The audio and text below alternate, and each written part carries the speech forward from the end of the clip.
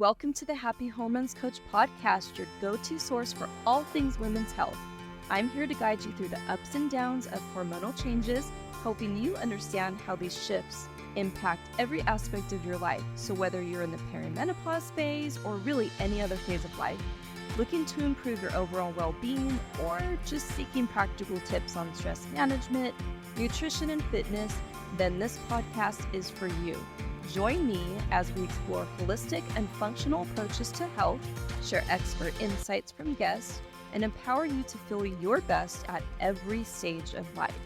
Before we dive into today's episode, I want to remind you that the information shared in this podcast is for educational purposes only and is not intended to diagnose, treat, cure, or prevent any medical condition. Always consult with your healthcare provider before making any changes to your health regimen. Welcome back to another episode of the Happy Hormones Coach. I'm your host, Jennifer, and I'm guiding you to this wild ride of perimenopause with grace, power, and a whole lot of self-love. Today, we're diving deep into something we all experience but don't often talk about enough, which is our emotions. Especially during perimenopause, emotions can be intense, unpredictable, and quite frankly, overwhelming. But here's the thing, our emotions are incredibly important, just like I talked about in the last episode. Not only do they shape our mental and emotional health, but they also have a profound impact on our physical well-being and daily habits. So in today's episode, we're going to explore the significance of feeling our emotions, moving through them, and how doing so can help us heal and transform and get our lives back. So stick around until the end because I'm going to guide you through a calming, breathing exercise to help you reconnect with your body and emotions. First off, let's talk about why emotions are so important during perimenopause. So you see, as we transition through this phase, our hormones are in flux. They're kind of everywhere, which can have a ripple effect on our emotions. You might find yourself feeling more sensitive, more anxious, or maybe even angrier than usual. And that's okay. It's natural. But what's important is to recognize that these emotions are not just fleeting feelings. They are actually messages from our bodies. Our emotions are telling us something. So whether it's about unmet needs, unresolved trauma, or simply the changes our body is going through, we ignore or suppress these emotions. If we do that, they don't just go away.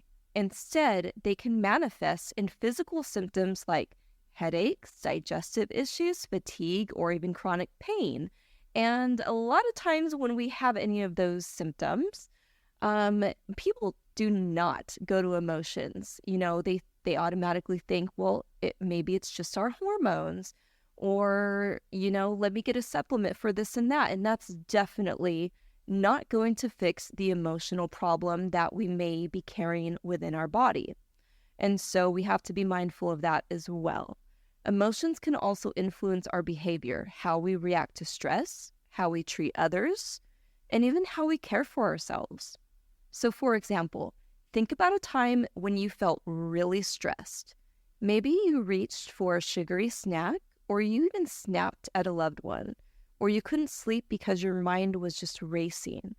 These behaviors are all tied to our emotions.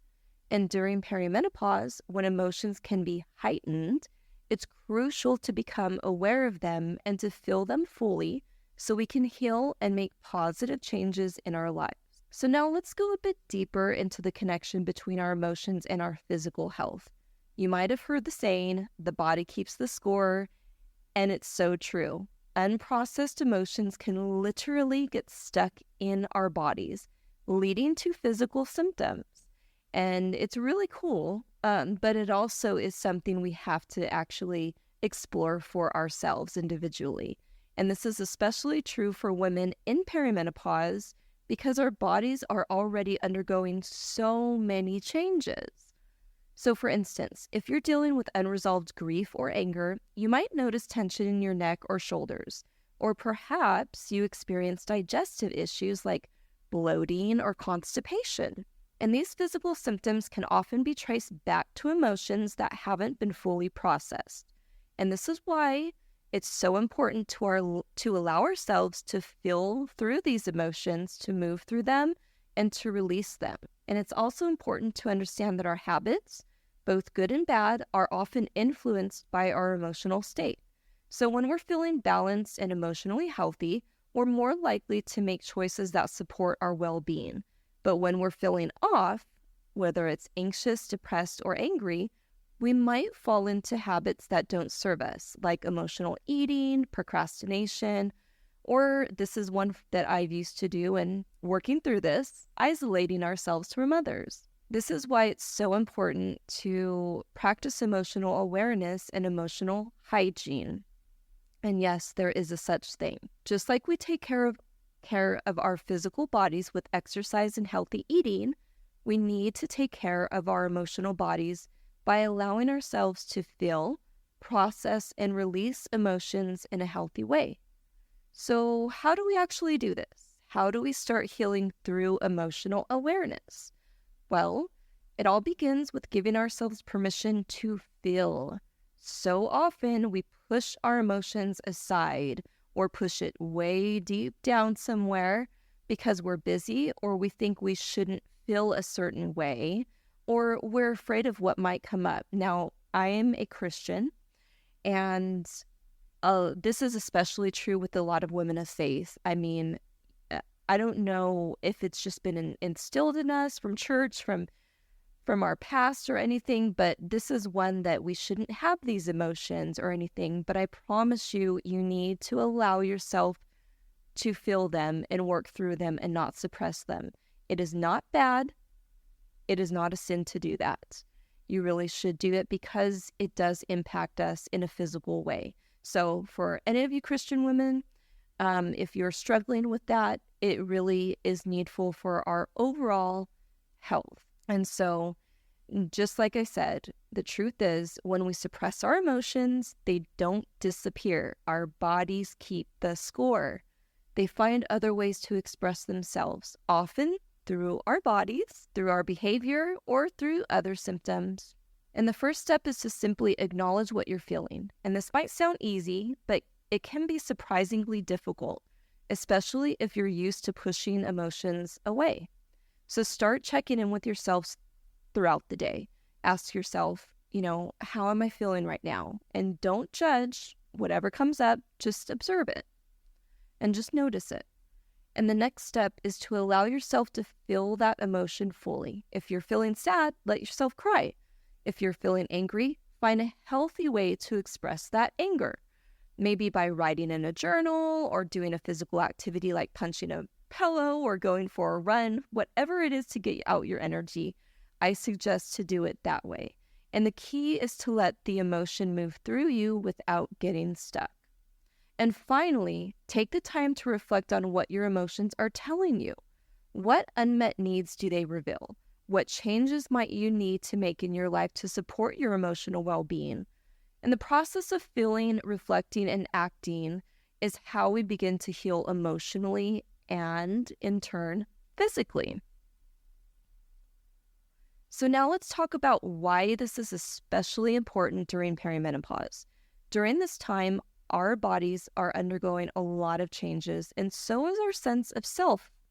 We might be dealing with shifts in our roles, like becoming an empty nester, facing career changes, or adjusting to new relationships, whatever it may be. All of these changes can bring up a lot of emotions, and if we don't take the time to process them, they can build up and lead to physical symptoms or unhealthy habits. But here's the good news. Perimenopause is also a time of incredible transformation. It's a time when we can really tune into our bodies and our emotions, heal old wounds, and emerge stronger and more empowered than ever. And by becoming aware of our emotions and learning to move through them, we can create a more balanced, fulfilling, and truly joyful life.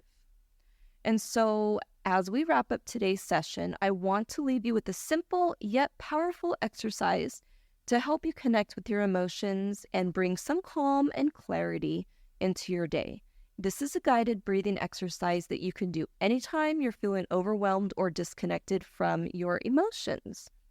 So if you're in a place where you can safely close your eyes, go ahead and do that now. And if not, just find a comfortable position and take a deep breath in through your nose and slowly exhale through your mouth. Let's do that again. In through your nose, out through your mouth. Now I want you to place one hand on your heart and the other on your belly. Feel the rise and fall of your breath as you continue to breathe deeply and slowly. With each inhale, imagine that you're breathing in calm, peace, and healing energy. And with each exhale, imagine that you're releasing any tension, stress, or emotions that no longer serve you. And as you continue to breathe, I want you to bring your awareness to any emotions that you might be feeling. Don't try to change them or push them away. Just notice them, acknowledge them, and with each breath, allow those emotions to move through you, knowing that it's safe to feel them and to let them go. When you're ready, take one final deep breath in and exhale fully. Gently open your eyes and take a moment to notice how you're feeling. Remember, you can return to this breathing exercise anytime you need to reconnect with your emotions and bring some calm into your day. Thank you so much for joining me on this emotional journey. Remember, your emotions are a powerful part of your experience. And by allowing yourself to feel and heal, you're taking an important step toward a healthier, happier you. If you found today's episode helpful, I'd love for you to share it with a friend who might benefit from it. And if you're looking for more support on your journey, feel free to reach out to me. I'm here to help. Until next time, take care of yourself, feel your emotions, and remember, you've got this. Thank you for tuning in to the Happy Hormones Coach podcast. I hope you found today's episode insightful and empowering. Remember, taking charge of your health is a journey, and I'm here to support you every step of the way. If you enjoyed this episode or any of the other episodes, please be sure to share, subscribe, rate, and leave a review. It does help me to reach more women like you who are striving for optimal health and happiness. And don't forget to follow me on social media for daily tips and inspiration. Until next time, stay healthy, stay happy, and keep thriving.